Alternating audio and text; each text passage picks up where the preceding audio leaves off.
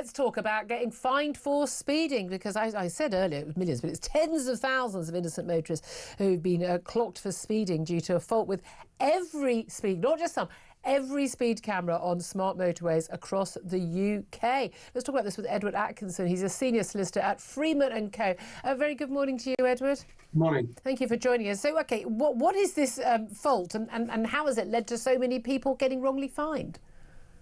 Well, the fault stems from the way in which the cameras operate. Can you hear me? Yes, we can hear you just fine. Oh, forgive me. I'm sorry. I couldn't hear my feedback. Yeah, the fault stems from the cameras and the way they operate. Essentially, what should happen is that when the speed limit changes on the camera, normally down, say from 60 to 50, the law requires that there is a 10-second period whereby a person cannot be convicted of a speeding offence. So it's just because they need time to brake and obey the sign they've just seen. Yes, quite, and it's to avoid people braking sharply as the signs change. Yep. So the way the cameras are supposed to work is that for 10 seconds after the sign changes, the camera adjusts its monitoring to the lower speed limit, but doesn't record offences for at least 10 seconds.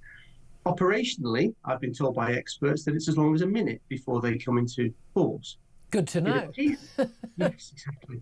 It appears that the new update that's been brought in 2021 took away that 10-second moratorium. Right. And people in that period were being prosecuted or sent fixed penalties and so on.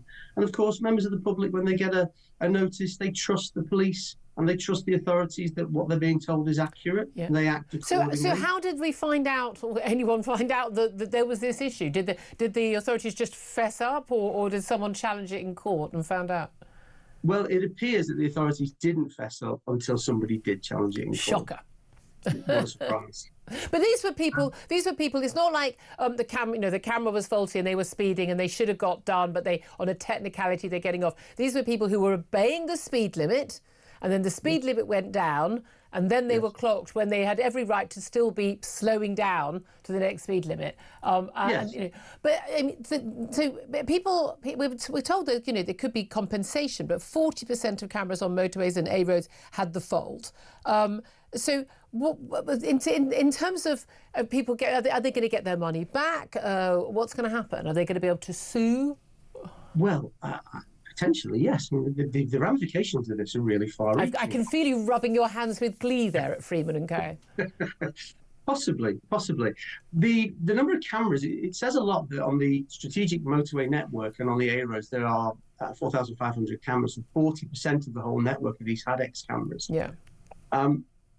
The window is quite narrow in terms of the 10-second period and who would be caught by that.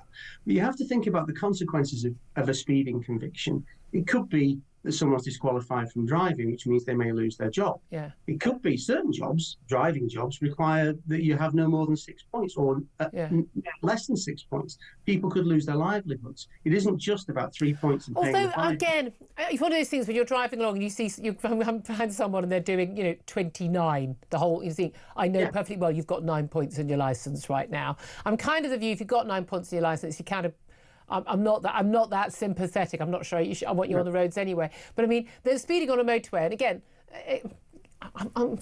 there's a difference between someone doing 100 on a motorway or someone doing, I don't know, 75, isn't there? I mean, there just is.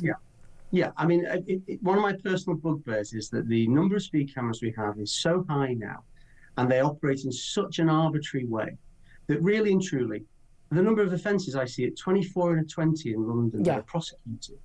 And you think to yourself, well, if a police officer had been driving behind that car, may they have stopped them? Probably not. And if they did, would they really prosecute a driver? Can you really tell the difference between 20 and 24 as you're driving along, watching the traffic and all the other things? But I suppose the argument is we know the law, we can agree. I mean, I think what most people would feel is if you're going to enforce that law, can we enforce all the other laws as well? No one minds if all laws are enforced. It's when we see you can shoplift, you can ride basically a motorbike effect along the pavement and no one does anything about it, even when the police are standing there. But people are being done for being a few miles per hour over, even on a busy road or an open road in the middle of the night. But people they'll be getting their money back, so that's a good thing. But the main thing here is you can't always trust the technology, and if you think that you're in the right, you didn't do anything wrong, do always question these things. Edward Atkinson, senior solicitor at Freeman & Co.